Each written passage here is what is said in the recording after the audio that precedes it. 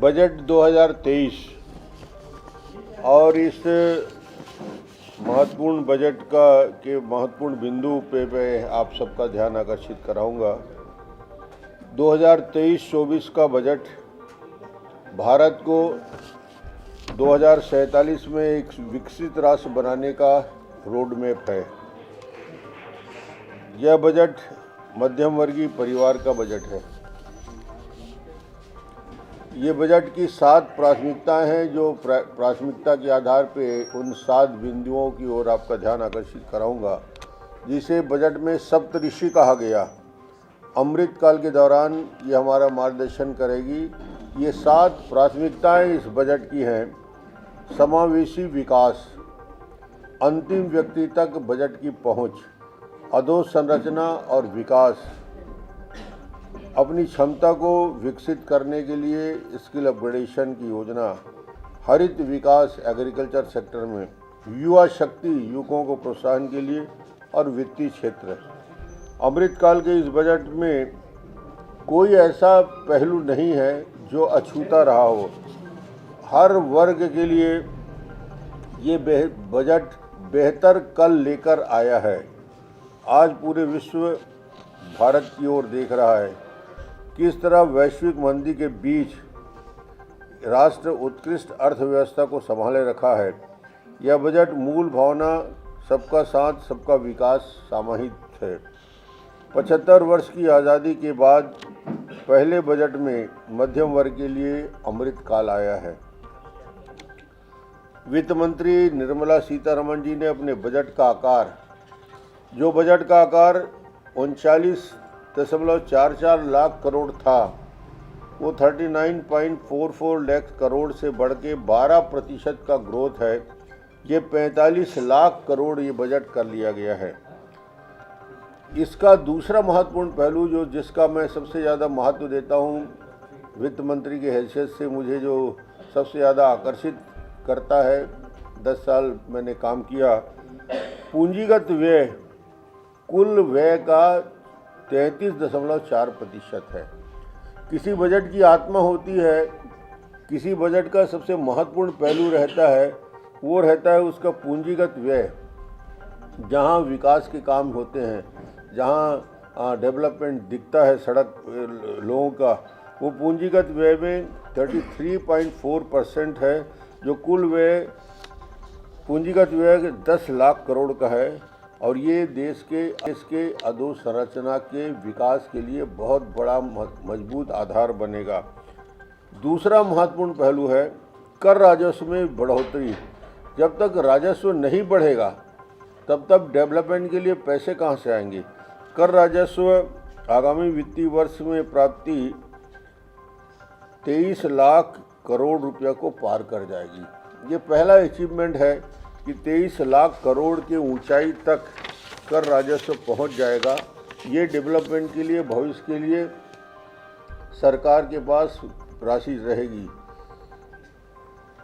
इस बजट के जो महत्वपूर्ण 2-3 बिंदु हैं, राजस्व घाटा प्रभावी रूप से 1.7% रह गया है। जो राजस्व घाटा एक महत्वपूर्ण पहलू होता है, 1.7 आ गया है, और राजकोषीय घाटा 5.9% पर आ गया है। राज्यों को एक छूट दी गई है। जीएसडीपी के 3.5% तक राजकोषीय घाटे को अनुमति दी गई है। पहले 3% होता था राजकोषीय घाटे में, मगर अब राज्य सरकारों को 3.5% तक राजकोषीय घाटे की अनुमति दी है। यानी अब ज़्यादा कर्ज लेके राज्य सरकारें भी अपना काम चला सकती हैं। दूसरा महत्वपूर्ण पहलू, चालू वित्तीय वर्ष में आर्थिक विकास दर, जो जीएसडीपी का ग्रोथ है, डेवलपमेंट है, 7% रहने का अनुमान है। और प्रति व्यक्ति आमदनी दुगनी यानी 1,97,1.97 लाख रुपया हो गई है। ये अचीवमेंट जो है, 9 वर्षों में भारतीय अर्थव्यवस्था कहाँ से कहाँ पहुँच गई है। भारतीय अर्थव्यवस्था दुनिया में 10वें स्थान पे थी, जो 9 साल पहले की स्थिति थी। आज 5वें स्थान पर हम आ गए हैं। तो ये इम्प्रूवमेंट जो दिख रहा है, भारत की इकोनॉमी में, भारत की अर्थव्यवस्था में जो 10वें स्थान से ग्रोथ करते करते हम 5वें स्थान में पहुंच गए हैं, तो एक महत्वपूर्ण इम्प्रूवमेंट है। और आर्थिक सर्वेक्षण में देश की जीएसडीपी की दर 6% से ज़्यादा माना है, जो दुनिया में सर्वाधिक है। आप आश्चर्य करेंगे कि दुनिया के सारे डेवलप विकसित राज्य जैसे चीन, अमेरिका, यूके, रूस, इसको पछाड़ कर जीडीपी का ग्रोथ हमारा 6.4 के करीब पहुंच गया है। तो दुनिया की सबसे मजबूत इकोनॉमी आज की तारीख में कह सकते हैं कि ये जो ग्रोथ हमारा है वो अपने आप में महत्वपूर्ण है। सबसे बड़ी घोषणा जो इस बजट का की सबसे महत्वपूर्ण हिस्सा है, एग्रो स्टार्टअप के लिए कृषि वर्धन योजना स्थापित किया जाएगा। किसान क्रेडिट कार्ड के लिए 9,000 करोड़ का प्रावधान किया गया है। स्वच्छ भारत मिशन में 11 करोड़ शौचालय का निर्माण, एक बड़ा टारगेट तय किया है। 1947 छत्तीसगढ़ के लिए फ़ायदेमंद है। 1947 तक सिकल सेल एनीमिया समाप्त कर दिया जाएगा। तो ये सिकल सेल एनीमिया का प्रॉब्लम छत्तीसगढ़ में है, उसके लिए प्रोजेक्ट बना के काम करेंगे। और जो जनजाति हैं, प्रिमिटिव ट्राइब्स के ट्राइबल लोग हैं, ट्राइबल खास तौर से छत्तीसगढ़ को इसका लाभ मिलेगा। विकास के लिए मिशन शुरू किया जाएगा और 3 साल में 15,000 करोड़ रुपया खर्च किया जाएगा। ये जो प्रिमिटिव ट्राइब्स हैं, बैगा और जैसे जनजाति के समाज हैं, और उनके लिए लाभ मिलेगा। अगले 3 साल में 500 एकलव्य विद्यालयों के लिए 38,800 शिक्षक की भर्ती होगी। इसके साथ ही साथ 2014 से अब तक 157 मेडिकल कॉलेज खोले गए हैं। रेलवे के बजट के आकार को 2.4 लाख करोड़ कर दिया गया है।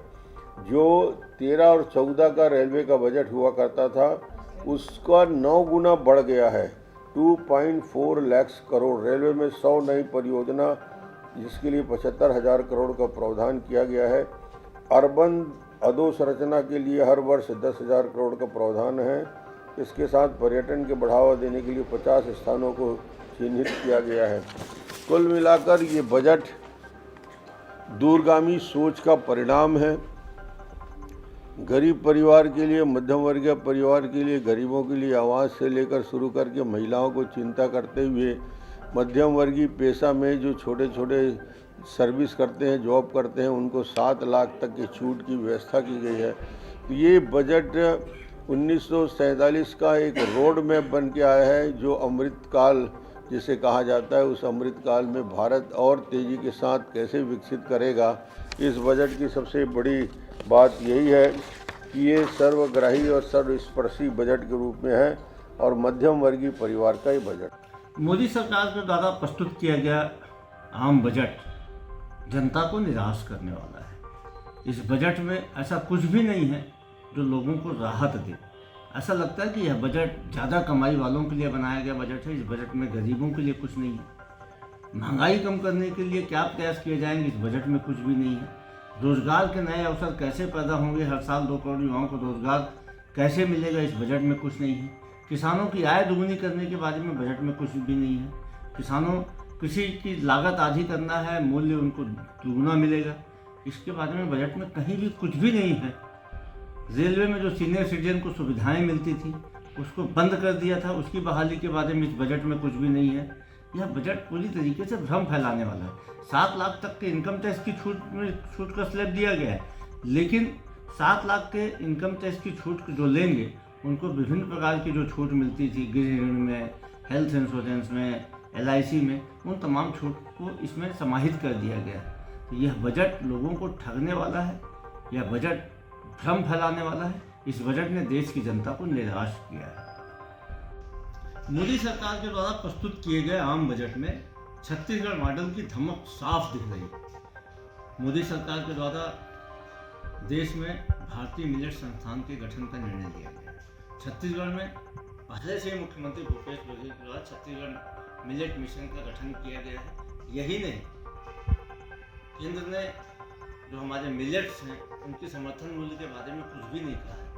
छत्तीसगढ़ की कांग्रेस की सरकार रागी कोदो कुटकी का समर्थन मूल्य घोषित करके उसकी खरीदी कर रही है। इसके साथ ही प्रदेश की बहुचर्चित गोधन न्याय योजना, जिसके बारे में देश दुनिया में चर्चा हो रही है, जो बहुत ही प्रभावी योजना है, कहीं न कहीं उसको भी मोदी सरकार ने आम बजट में स्थान दिया है। गोवर्धन न्याय योजना के नाम से 500 से अधिक गोबर संस्थान लगाए जाएंगे।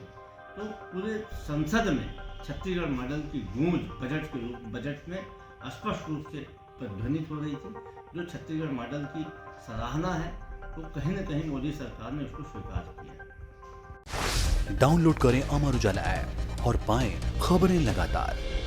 अगर आप ये वीडियो YouTube पर देख रहे हैं तो हमारे चैनल को सब्सक्राइब करें और बेल आइकन को दबाना ना भूलें। अगर आप Facebook पर ये वीडियो देख रहे हैं तो हमारे पेज को लाइक करें।